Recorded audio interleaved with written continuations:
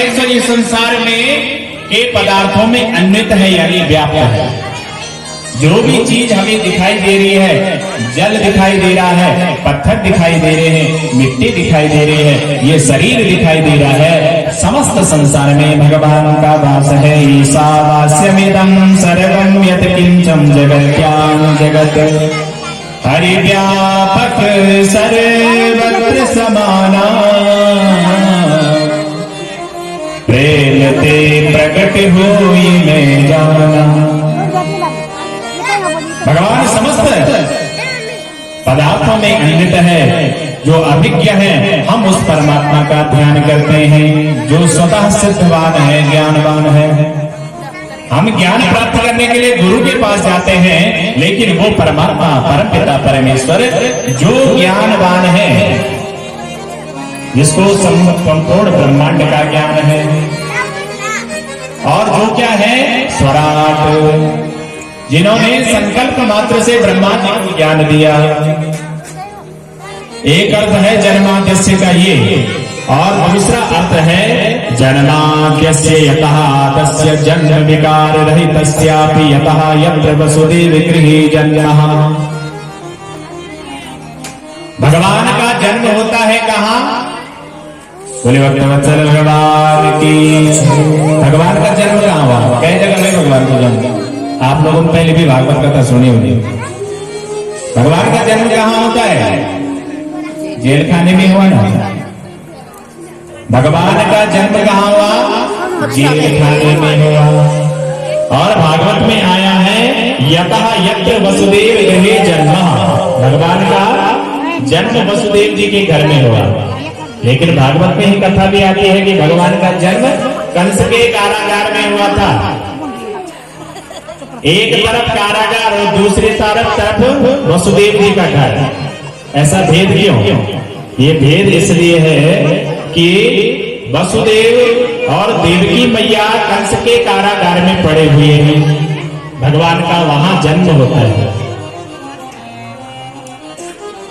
वो कंस का कारागार है, लेकिन वसुदेव जी की जो पत्नी है, वसुदेव पत्नियां देवक्याम, देवकी माता जो वसुदेव जी की पत्नी है, वसुदेव जी जेल खाने में अपनी पत्नी के साथ।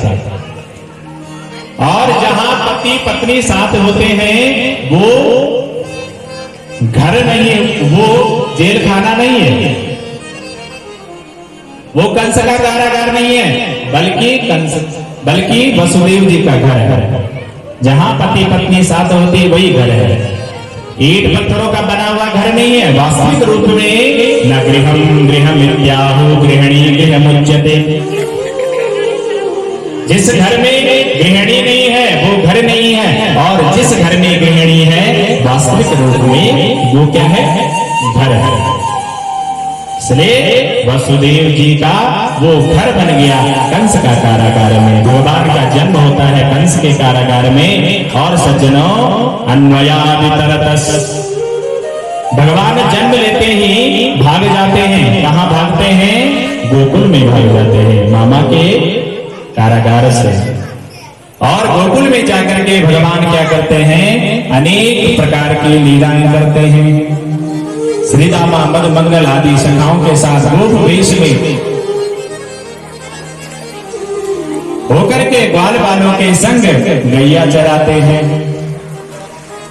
और सुंदर भगवान लीला कर रहे हैं। तेजो वार मृदाम यथा विनिमयो यत्र सरेको मृषा।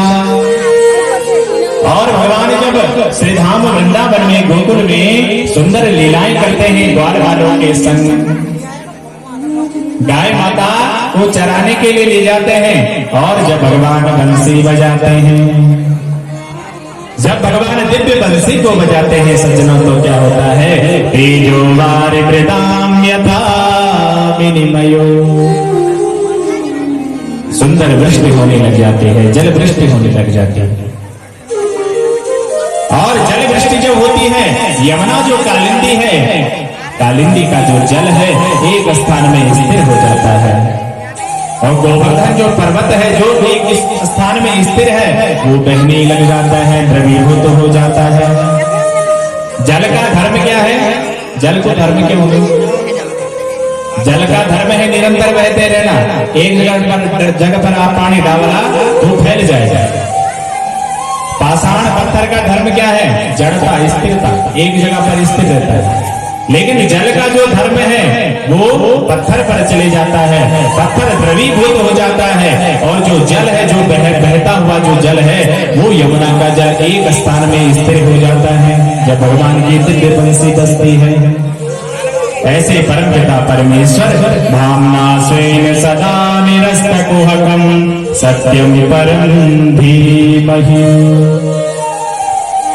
ऐसे सत्य स्वरूप भगवान नारायण जो है, भगवान श्री कृष्ण जो है, सच्चिदानंद घन जो है, समस्त संसार का प्रपंच, समस्त संसार का भय दूर करने वाले सच्चिदानंद घन भगवान सत्य स्वरूप को हम सभी सत्यम परम धीमहि, उस सत्य परमपिता परमेश्वर को हम सभी प्रणाम करते हैं।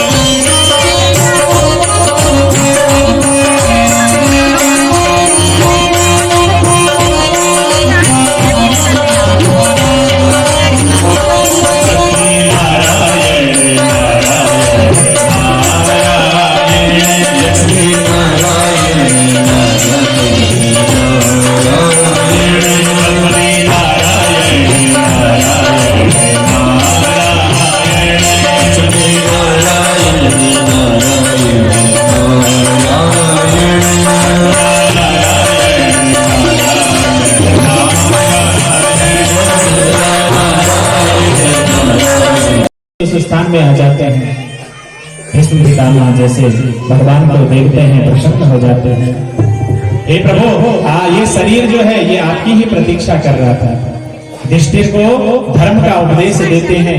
हे राजा युधिष्ठिर, तुम राजा बन गए और राजा का कर्तव्य क्या है? दान धर्मान, राज धर्मान, मोक्ष धर्मान, विभागसः, स्त्री धर्मान, भगवत धर्मान, समासः।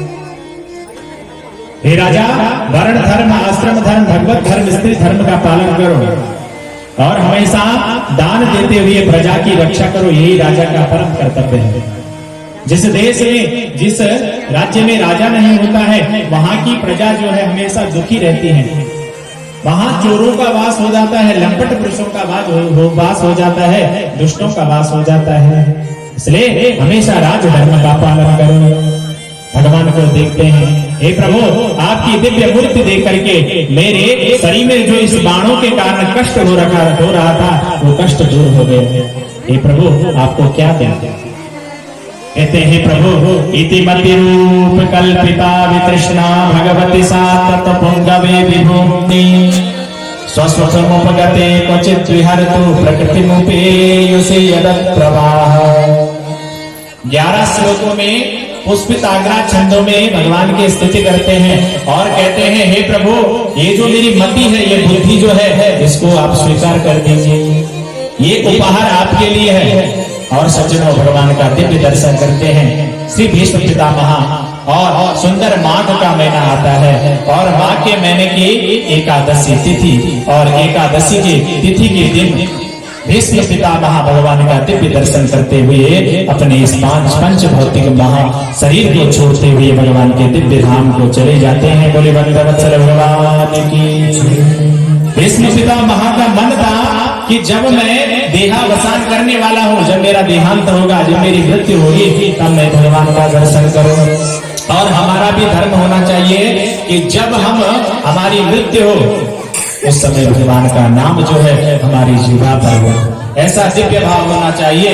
देहांत काले तुम सामने हो, बंसी बजैया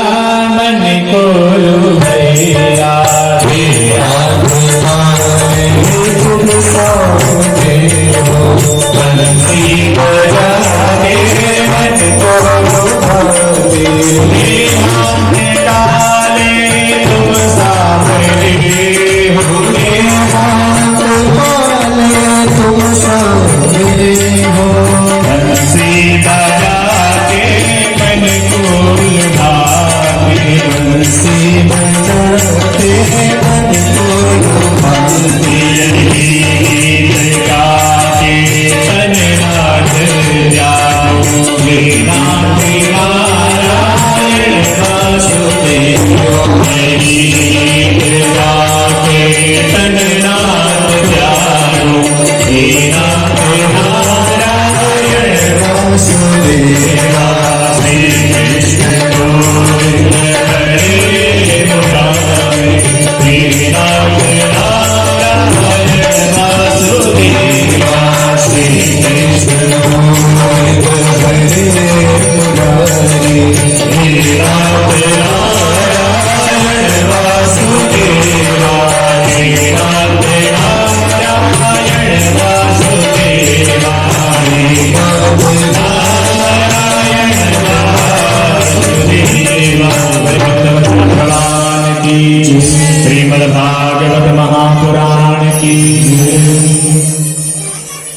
देवता आकाश मार्ग से श्री भीष्म पितामह का स्वागत करते हैं।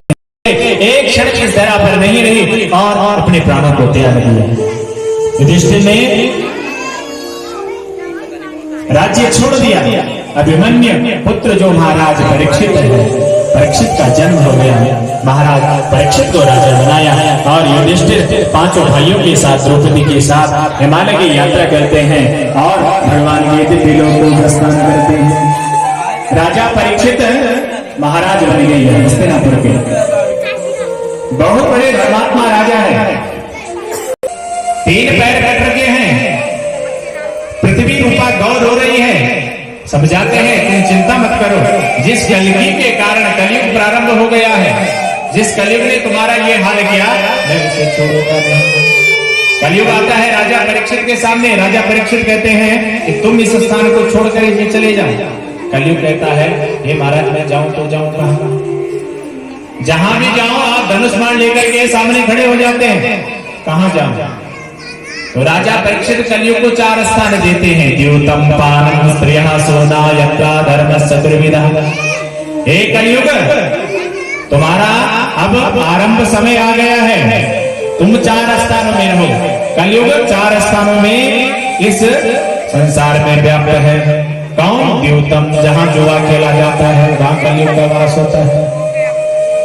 जहां मदिरा पान होता है, मदिरालय शराब खाना, वहां कलयुग का वास है। जहां लंपट पुरुष रहते वैश्यालय होता है वहां कलयुग का वास। जहां कसाई खाना, जहां पशुओं को मारा जाता है वहां कलयुग का वास होता है। कलयुग ने कहा जैसी मेरी शक्ल वैसे 4 स्थान दे दिए, कोई बढ़िया सा स्थान दे दीजिए। तो कहते हैं राजा परीक्षित कलयुग से कि सोने में भी तुम्हारा वास हो, स्वर्ण में।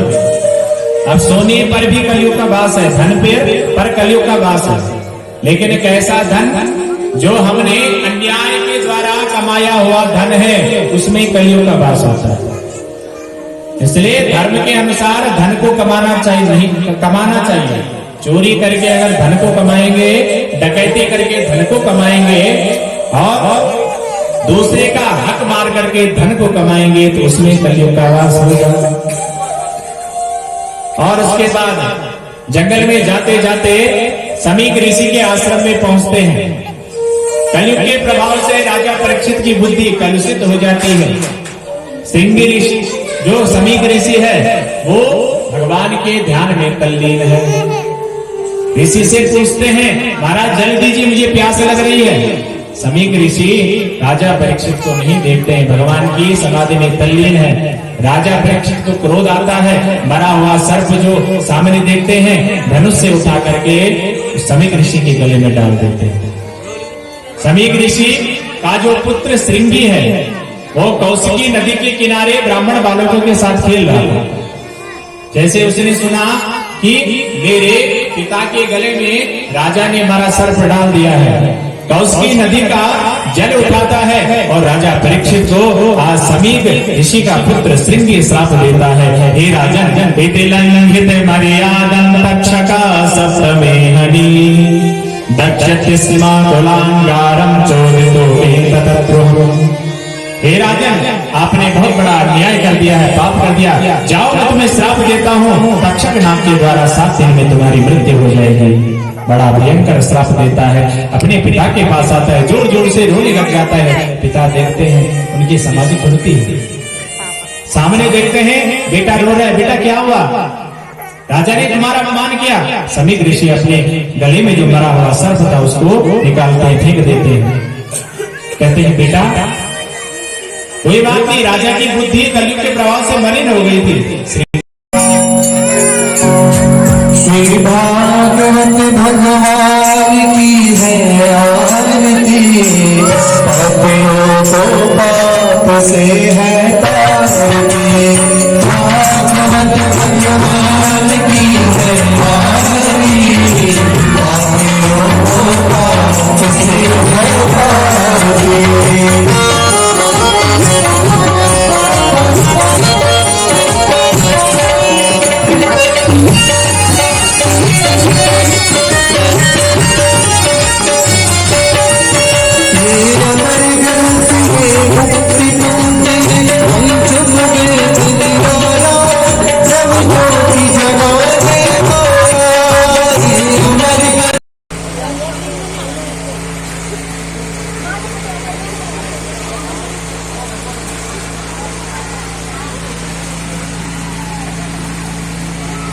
आरो कैसा हो रहा? यहाँ देखो कैसा हो रहा? अच्छा हो रहा है दीदी? धन्यवाद।